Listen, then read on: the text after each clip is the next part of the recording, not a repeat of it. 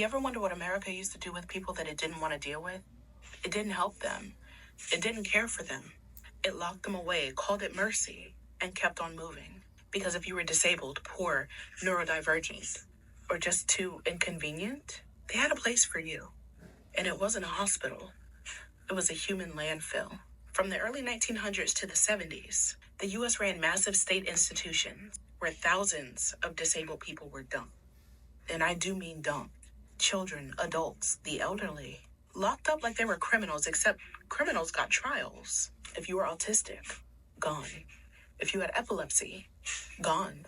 Didn't speak, didn't walk, didn't conform, straight to the institution. And these places, they weren't just understaffed. They were war zones.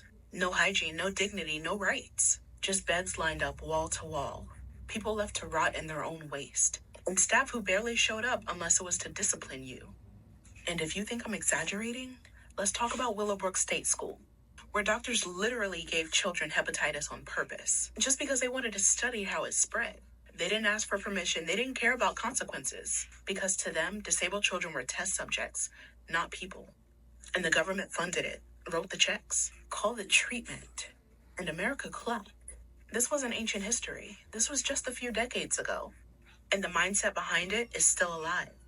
We stopped calling them institutions, but we never stopped segregating, underfunding, or dehumanizing disabled people. They just got better PR. Because in this country, if you can't conform, produce, or disappear quietly, you're treated like a burden. And if we don't say that out loud, they're just going to keep finding new ways to make people vanish. So there's a show on Netflix that actually explain more about this. It's called Crip Camp, and you get to see how people with disability were treated, and like literally treated like dogs, right? And it's really sad watching. It's really like graphic and heartbreaking. I, for one, I cried my eyes out watching that show. What the actual fuck? Like, who treats other humans like the way they treated people with disability? And it's really sad.